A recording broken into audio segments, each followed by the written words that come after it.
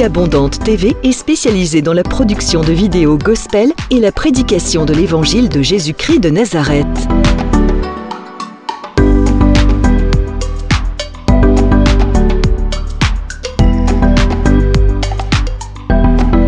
N'hésitez pas à vous abonner à notre chaîne YouTube Vie Abondante TV et sur notre page Facebook.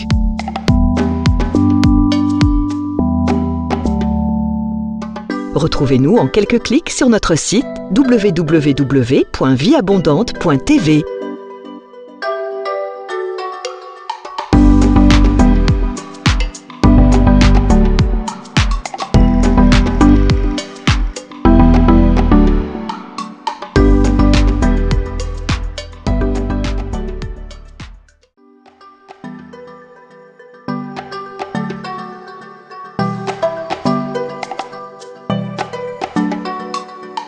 Vie Abondante TV est spécialisée dans la production de vidéos gospel et la prédication de l'évangile de Jésus-Christ de Nazareth.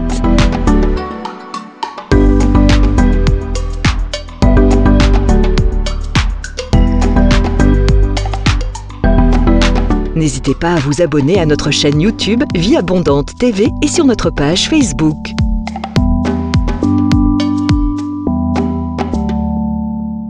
Retrouvez-nous en quelques clics sur notre site www.vieabondante.tv.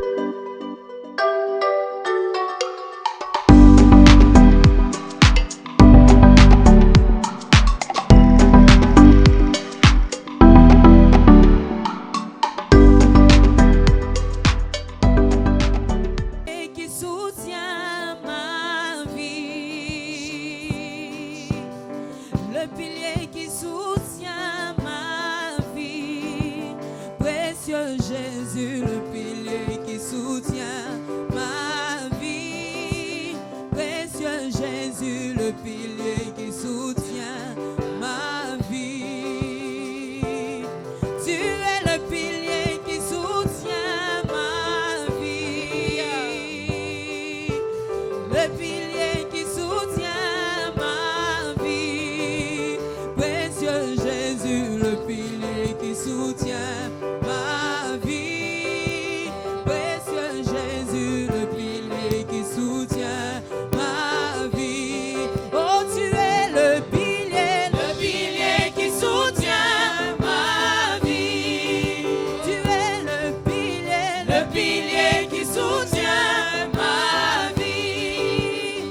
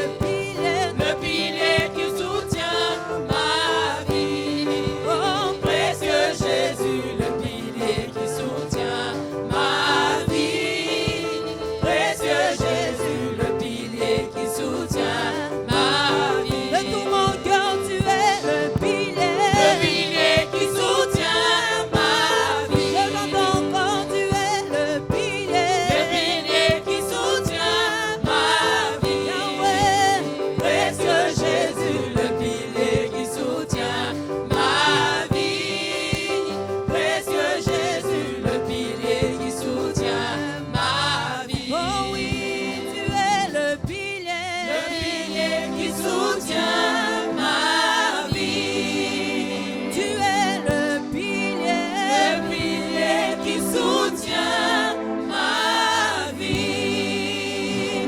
Précieux Jésus, le pilier qui soutient ma vie. Précieux Jésus, le pilier qui soutient ma vie. Jésus, tu es le roi des rois, Alpha Oméga. Nous t'élevons, Seigneur. Sois l'honneur, l'adoration et la gloire. Rien n'est impossible à toi. Tu es Dieu. Jésus, tu es le roi des rois, Alpha Oméga. Nous t'élevons, Seigneur. Reçois l'honneur, l'adoration et la gloire. Rien n'est impossible à toi. Tu es Dieu. J'entends Jésus. Jésus, tu es le roi des rois, Alpha Oméga. Nous t'élevons, Seigneur. Reçois l'honneur, l'adoration et la gloire. Rien n'est impossible à toi. Tu es Dieu. J'entends Jésus. Jésus,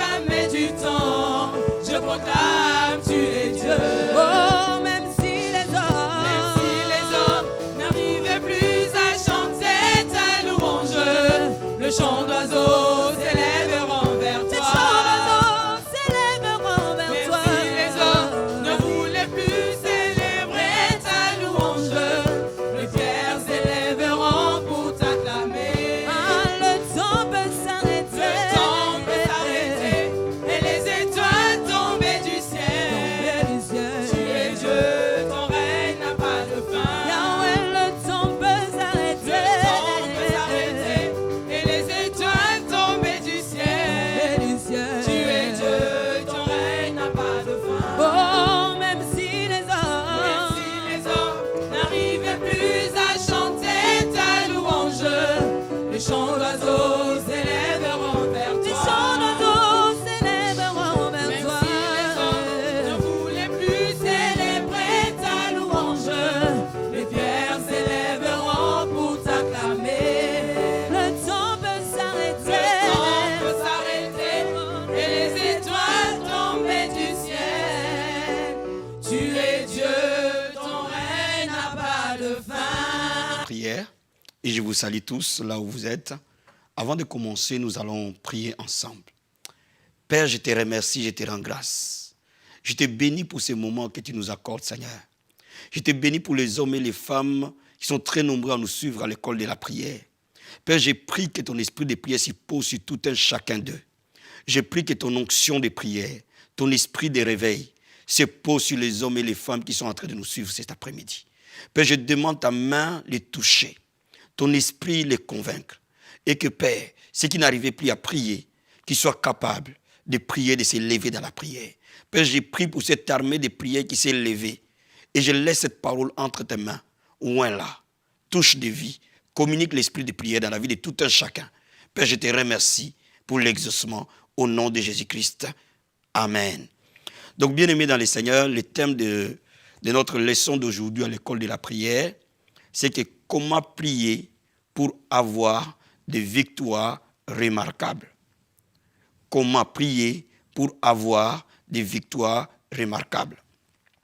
Et nous allons prendre deux modèles dans la Bible pour montrer un principe essentiel. Et je sais que nous sommes dans les derniers temps où le diable s'est levé.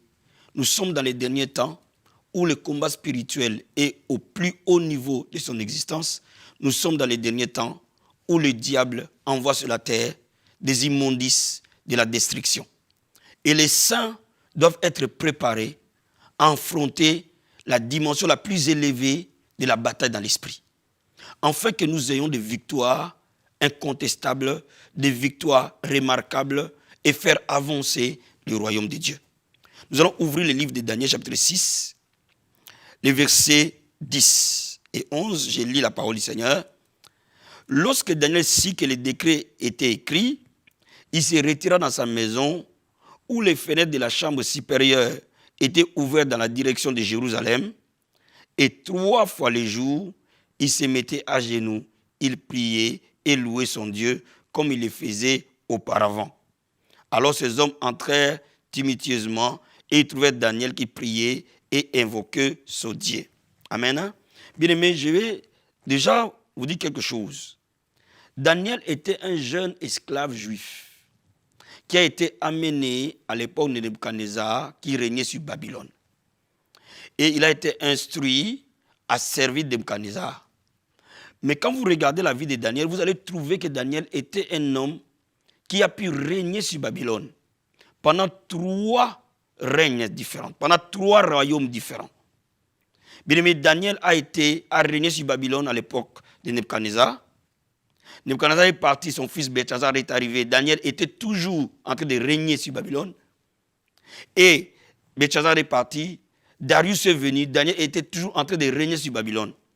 Comment un jeune esclave pouvait-il régner dans un pays étranger pendant 3 dynasties différentes? Donc bien aimé, cela explique que Daniel, c'est Dieu qui l'a placé là. Et la grâce qui était dans la vie de Daniel, aucun homme ne pouvait l'enlever. Je suis en train de dire à quelqu'un ce soir, si Dieu t'élève, aucun homme ne peut t'abaisser. Mais si Dieu t'abaisse, aucun homme ne pourra t'élever. Si Dieu ouvre une porte pour toi, aucune personne ne peut fermer cette porte. Mais pour que tu arrives à marcher dans une grâce puissante, à une puissance assez élevée, pour vaincre toute opposition de ta vie, il y a une vérité qui apparaît dans ces passages. Daniel nous livre les secrets de sa vie. Daniel était un homme de prière, malgré ses occupations. Mais Daniel priait tous les matins, Daniel priait à midi et Daniel priait le soir. Pourquoi la Bible nous parle de ces secrets? Parce que le Seigneur veut nous révéler que dans une journée, il y a des moments où l'activité spirituelle est intense. Et là où les saints doivent se concentrer et vaquer à la prière. Bien-aimé, si tu veux être un vainqueur, tu dois être une personne qui se lève tôt. La Bible nous dit en Marc chapitre 1, verset 35, le Seigneur Jésus s'est levé tôt, pendant qu'il faisait encore nuit, et il allait dans un lieu secret et il priait.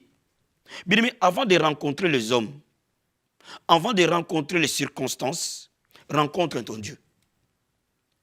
Bien-aimé, l'échec que beaucoup de chrétiens ont, parce que parfois ils peuvent sortir de leur maison sans avoir passé suffisamment de temps dans la présence de Dieu. Quand vous vous levez de votre sommeil, c'est le moment favorable de commencer à prier, avant que le monde ne puisse vous envahir. Avant de rencontrer les gens, rencontre ton Seigneur. Très tôt le matin, et je conseille les enfants de Dieu de se lever vers 5 heures du matin, de se lever à 6 heures du matin, quasiment de se lever beaucoup plus tôt, pour vaquer à la prière calmement, sans courir, avant d'aller dans leur lieu de travail, avant d'aller dans leur église, avant d'aller dans leur ministère, avant d'aller dans leurs occupations. Un enfant de Dieu doit passer du temps dans la prière, très tôt le matin. Il doit aussi passer du temps dans la prière en mi-journée. Pourquoi? C'est pour maintenir la présence de Dieu sur lui. Bien aimé, quand vous avez prié le matin, jusqu'à ce que vous arrivez le soir, vous allez vous rendre compte qu'à un moment donné, vos pensées commencent à vaciller. Vous allez voir qu'au début d'après-midi, vous commencez à penser à autre chose qu'à Jésus. Vous commencez à penser à autre chose qu'aux choses spirituelles. Pourquoi? Parce qu'à mi-journée, vous avez besoin encore de rafraîchir votre esprit dans la communion avec le Seigneur. Et la Bible nous dit que Daniel, à midi, priait. Je dis toujours aux gens, quand vous comprenez l'importance de la prière, vous allez prier. Daniel était considéré comme le gouverneur de Babylone, la première puissance militaire de l'époque. Mais il avait le temps de prier le matin, de prier à midi et de prier le soir.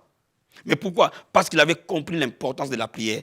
Nous ne prions pas parce que nous avons le temps, mais nous prions parce que nous avons compris que la prière est vitale. La prière est vitale, aussi vitale que l'air que nous respirons, aussi vitale que la nourriture que nous mangeons. Celui qui ne prie pas, ou qui ne prie pas assez, ou qui ne prie pas de la bonne manière, a une vie spirituelle affaiblie.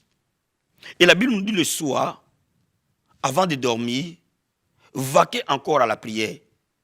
Et bien aimé, quand vous saisissez cette vérité simple, votre vie va commencer à changer. Mais avant même que j'aille plus loin, je vais te donner encore un autre exemple dans la Bible. Un roi qui a pratiqué les mêmes principes que Daniel. Bien aimé, on va ouvrir le livre des Psaumes, chapitre 55, verset 17 à 20. Je lis la parole du Seigneur. Moi, j'écris à Dieu, et l'Éternel me sauvera. Le soir, le matin et à midi, je soupire et je gémis, il entendra ma voix. Il me délivrera de leur approche et me rendra la paix, car ils sont nombreux contre moi. Dieu entendra et les humiliera, lui qui de toute éternité est assis sur son trône, car il n'y a point en eux de changement, ils ne craignent point Dieu. Je vais d'abord qu'on souligne quelque chose. David dit, Dieu me délivrera de mes ennemis et me rendra la paix. Dieu entendra ma prière et humiliera mes ennemis. Pourquoi? Parce que le matin, à midi et le soir, je prie. Je crie à Dieu. Bien aimé, parfois ton premier ennemi, c'est le diable. Ton deuxième ennemi, c'est toi-même, c'est ta propre chair. Ton troisième ennemi, c'est ton ignorance. Ton quatrième ennemi, c'est parfois les circonstances et les gens qui t'entourent. Mais la Bible nous dit, Dieu humiliera ses ennemis quand tu vas vaquer à la prière. Donc voilà pourquoi je suis en train de te dire, quand tu vas mettre ces principes en place, tu vas commencer à avoir des victoires. Mais je vais te souligner quelque chose. Tout ce que l'homme voit comme bénédiction n'est en réalité qu'une victoire. Le jour où tu te maries, cela veut dire que tu as eu la victoire sur le célibat. Le jour où tu as des enfants, cela veut dire que tu as eu la victoire sur la stérilité. Le jour où tu prospères, cela veut dire que tu as eu la victoire sur la pauvreté. Le jour où ton ministère décolle, cela veut dire que tu as eu la victoire sur le prince des ténèbres qui occupe le lieu là où tu as implanté ton ministère. Donc toute bénédiction est à la base une victoire. Et la Bible nous dit que quand nous mettons cette stratégie de prière en place, le Seigneur humiliera nos ennemis. Quel que soit l'ennemi de ta vie, quel que soit ce qui opprime ta vie, la victoire t'est garantie. Bien aimé, ce principe marche pour tout un chacun de nous. Ce principe a marché pour Daniel, a marché pour David. Ce principe marchera pour toi, marchera pour moi, marchera pour n'importe quel chrétien qui le met en pratique. Et ce principe, c'est quoi? Prenez du temps de qualité à prier le matin, avant de vaquer dans vos occupations. Prenez le temps en mi-journée, ça peut être midi, 13h, pendant votre heure de pause. Au lieu de prendre une pause d'1 heure, d'1 heure et demie, mangez rapidement, prenez 30 minutes pour prier, 15 minutes pour prier. Et si vous avez plus de temps, prenez 1 heure pour prier. Et le soir, avant de dormir, commencez encore à prier. Et avant de prier, comme j'enseigne toujours à l'école de la prière, toute bonne prière passe par une méditation de la parole de Dieu. Ouvre les versets de la Bible. Peut-être que le matin, tu lis l'Ancien Testament. À midi, tu vas lire les évangiles. Et le soir, tu lis les épîtres. Donc, automatiquement, tu es nourri par la parole de Dieu et tu es nourri par la prière. La Bible dit tout est sanctifié, tout est consacré par la prière et par la parole. Et lorsque tu laisses cette habitude s'installer dans ta vie comme un style de vie, bien aimé, ta vie ne sera plus jamais la même. La question que je vais répondre en vous parlant de la prière du matin, des prières du midi et des prières du soir, tu peux me poser la question, mais qu'est-ce que j'ai pris le matin, qu'est-ce que j'ai pris à midi, qu'est-ce que j'ai pris le soir? Bien aimé, si tu es un leader, un père de famille, une mère de famille, le matin, tu dois laisser toutes les personnes qui sont sous ta responsabilité entre les mains du Seigneur. Si tu es mari, tu dois laisser ta femme entre les mains du Seigneur. Tu dois laisser tes enfants entre les mains du Seigneur. Tu vas laisser ton travail entre les mains du Seigneur. Tu vas laisser ton patron entre les mains du Seigneur. Tu vas laisser ta journée entre les mains du Seigneur. Tu vas laisser ton église entre les mains du Seigneur. Tu vas prier pour toutes les personnes qui sont autour de toi.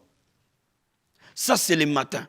Tu vas laisser ta propre vie entre les mains du Seigneur.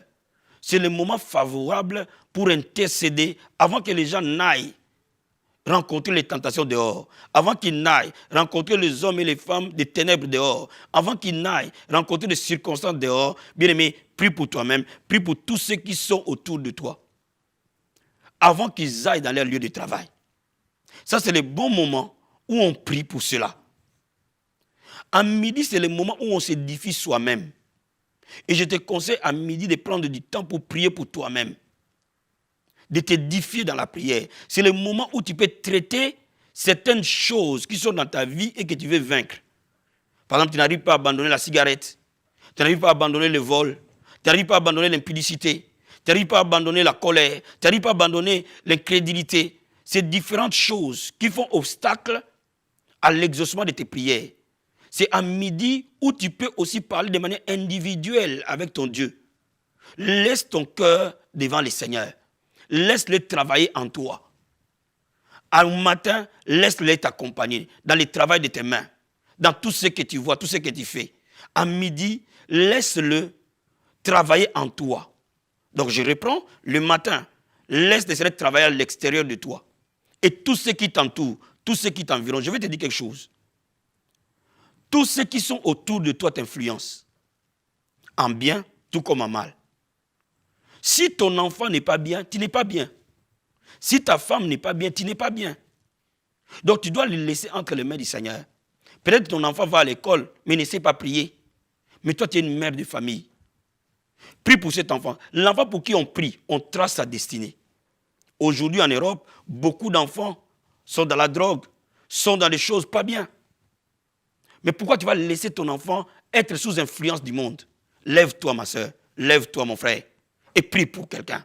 Prie pour ceux qui sont autour de toi. À midi, prie pour ta propre vie chrétienne. Prie pour que le Seigneur travaille en toi. Te donne les pensées du Christ. Te donne le caractère du Christ. Te donne les sentiments du Christ. Et c'est le moment où tu peux laisser toutes tes aspirations entre les mains du Seigneur. Et le soir, c'est le moment favorable pour prier pour la protection divine. Pourquoi? Parce que c'est la nuit que le monde des ténèbres est en activité maximum. Et c'est à ce moment-là qu'on demande la protection sur nous-mêmes, sur tout ce que nous faisons, sur notre travail, sur nos enfants, sur tous ceux qui sont autour de nous, sur notre église. Le soir, on demande beaucoup plus la protection. Et le soir, on demande beaucoup plus la direction divine. Donc la protection c'est le soir, la direction divine c'est le soir. Parce que c'est le soir que Dieu va te parler. Et dis au Seigneur que j'entende ta voix, que tu me parles par des songes, que tu me parles par des rêves, que tu me montres tous les plans que tu as prévus pour moi, que tu me montres tous ceux qui sont autour de moi. Par exemple, vous savez, il y a des gens qu'on ne peut pas être amis avec. Même si vous rigolez, même s'ils sont contents avec vous. Mais seul Dieu sonde le cœur et les reins. Bien aimé, quand tu commences à demander au Seigneur, si je suis dans la mauvaise voie, amène-moi sur la voie de l'éternité. Bien aimé, Dieu va commencer à te parler. Et tes rêves vont commencer à devenir des rêves prémonitoires. Dieu va révéler tes nuits, tout ce qui est caché. Et tu ne vas plus vivre dans la confusion. Tu ne vas plus prendre de mauvaises décisions. Tu ne vas plus prendre de mauvaises orientations. Combien de chrétiens prennent de mauvaises décisions aujourd'hui? Combien de chrétiens se marient avec de mauvaises personnes? Combien de chrétiens vont dans de mauvaises églises? Combien de chrétiens font de mauvais choix? Pourquoi? Parce qu'ils ne sont pas conduits par l'esprit. Et le soir, c'est le moment favorable pour toi de demander la protection divine et de demander la direction divine. Et vous allez voir que si vous le mettez en place, votre vie de prière ne sera pas monotone. Elle sera très enrichissante.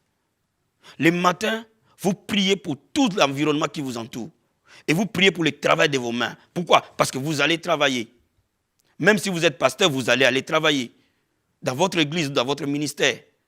Si vous êtes en plein temps, vous allez travailler dans votre ministère. Si vous êtes en mi-temps, vous allez travailler à l'extérieur et venir travailler dans le ministère après. Si vous avez un travail professionnel, vous allez aller dans votre travail. À ce moment-là, le travail de vos mains, vous les laissez entre les mains du Seigneur. Votre famille, entre les mains du Seigneur. Votre femme, vos enfants, entre les mains du Seigneur. Vos projets, entre les mains du Seigneur. Et vous demandez la paix de Dieu vous accompagner, la direction de Dieu vous accompagner. À midi, vous travaillez sur vous-même. Et vous demandez au Seigneur de vous changer, de vous transformer. Bien aimé, je dis à quelqu'un, la chair ne peut pas vaincre le péché. La Bible dit, si vous marchez par l'esprit, vous n'accomplirez pas les œuvres de la chair. Cela veut dire que le péché spirituel, c'est dans l'esprit qu'on arrive à vaincre le péché. Cela veut dire que c'est dans l'esprit qu'on marche dans la sainteté. C'est dans l'esprit qu'on marche dans la foi. C'est dans l'esprit qu'on aime Dieu. Sans l'aide du Saint-Esprit dans votre vie, vous ne pouvez pas aimer Dieu. Vous ne pouvez pas prier. Et c'est à ce moment-là que vous avez besoin de communier avec le Saint-Esprit pour que votre vie chrétienne soit toujours solide. Et le soir, vous demandez la protection de Dieu. Beaucoup d'enfants de Dieu ne savent pas l'importance de protéger quelque chose. C'est facile de se marier, mais c'est difficile de garder le mariage. C'est facile d'avoir un enfant, mais c'est difficile d'élever un enfant. C'est facile de commencer une église, mais c'est difficile de garder une église dans la durée. Toute bénédiction de Dieu nous demande la protection. Parce que ce que Dieu nous donne, nous devons la garder. Et vous allez demander à Dieu de garder votre vie chrétienne, de garder vos enfants, de garder, de veiller. Et que tout le plan que l'ennemi veut planifier la nuit, pendant que vous dormez, soit déprogrammé. Si vous le faites, bien aimé, comment vous allez être étranglé la nuit par un sorcier? Comment l'oncle ou la tante ou je ne sais pas qui va venir vous opprimer? C'est impossible. Et c'est le moment où le Saint-Esprit va ouvrir tes yeux de l'esprit. Vous savez, quand les yeux physiques se ferment, les yeux de l'esprit s'ouvrent. À ce moment-là que Dieu va te parler de manière prophétique. Et à ce moment-là que tu as besoin d'entendre la voix de Dieu, te parler par des sons, de parler par des rêves, de te parler même par des voix audibles. Mais il est important que tu sois dans cette atmosphère de prière. Mon frère et ma soeur, si tu commences à les mettre en pratique, ta vie ne sera plus jamais la même. Maintenant, tu commences petit. Commence 20 minutes le matin, 20 minutes à midi, 20 minutes le soir, tu auras fait 1 heure. Et au fil que tu montes dans la marche chrétienne, tu peux commencer 1 heure le matin, 1 heure à midi, 1 heure le soir. Tu peux commencer 2 heures le matin, 2 heures à midi, 2 heures le soir. Ainsi de suite, selon le rang que Dieu t'a appelé, selon la mission que Dieu t'a donnée, selon son appel dans ta vie. Voilà pourquoi ce soir, je suis venu t'aiguiser un peu. Et que la vie de prière soit ton partage. Maintenant, je veux que tu prennes la position qui te convient. Et je vais prier pour toi pour que la grâce de la prière coule dans ta vie. La Bible dit que ce n'est ni par la puissance, ni par la force, mais c'est par mon esprit. On ne peut pas avoir une vie de prière parce que nécessairement on veut avoir une vie de prière. On veut avoir une vie de prière parce que l'Esprit de Dieu nous saisit. Et la Bible nous dit que le fer aiguise le fer. Et c'est pour cela que je vais prier pour toi. Prends la position qui te convient et lève les mains là où tu es. Si tu peux te mettre à genoux, tu mets tes mains à genoux. Bien-aimé, le temps de la victoire a sonné pour toi. Le temps de vivre la gloire de Dieu a sonné pour toi. Le temps de vivre la puissance de Dieu a sonné pour toi. Ô Père, je prie maintenant pour tous tes enfants. J'intercède pour eux maintenant. Je prie pour les pasteurs, les hommes de Dieu. Je prie pour les évangélistes, les intercesseurs. Je prie pour les chantres. Je prie pour tous ceux qui servent dans ta maison. Tu as dit, ma maison sera appelée une maison de prière. Je déclare une armée de prière s'élever dans nos églises. Je déclare que l'onction de la prière te touche là où tu es. Quel que soit ce que tu fais dans la maison de Dieu, que l'esprit de prière soit sur toi. L'esprit de supplication soit sur toi. Que le feu de la prière t'embrase. Et que mon Dieu t'amène à te consacrer à Dieu le matin, à midi et le soir. Quel que soit là où tu es. Dans le nom de Jésus de Nazareth. Père, touche tout un chacun qui a envie de prier. Et qui n'arrive pas de prier, touche le Père. Au nom de Jésus-Christ de Nazareth. Je prie pour les pères de famille, les mères de famille. Que nos maisons soient des sanctuaires de prière. Que le feu de la prière entre dans nos maisons. Transforme nos maisons à ta maison de prière. Que le feu de la prière descende sur toi, oh mon frère. Que le feu de la prière descende sur toi, ma soeur. Au nom de Jésus de Nazareth. Que mon Dieu te fasse grâce. Reçois la grâce de la prière. Reçois la grâce de la prière. Reçois la grâce de la prière. Dans le nom de Jésus-Christ. Je prie pour toutes les personnes qui ont un appel de prière dans leur vie. Que dans cette nation s'élèvent des sentinelles. Des hommes et des femmes qui consacrent la vie à prier pour que les réveils naissent en France et que les réveils entrent dans tous les pays francophones, dans le nom de Jésus-Christ. Que nos églises soient transformées en sanctuaires de prière, en lieux de prière, au nom de Jésus-Christ. Reçois la grâce des sentinelles, reçois la grâce de la prière, dans le nom de Jésus-Christ. Merci Seigneur. Que toute maladie te quitte au nom de Jésus-Christ. Que tout obstacle te quitte au nom de Jésus-Christ. Que la vie de sainteté te soit donnée. L'amour du Christ te remplisse. Au nom de Jésus-Christ. Amen. Bien-aimé, sois béni, sois béni, sois béni.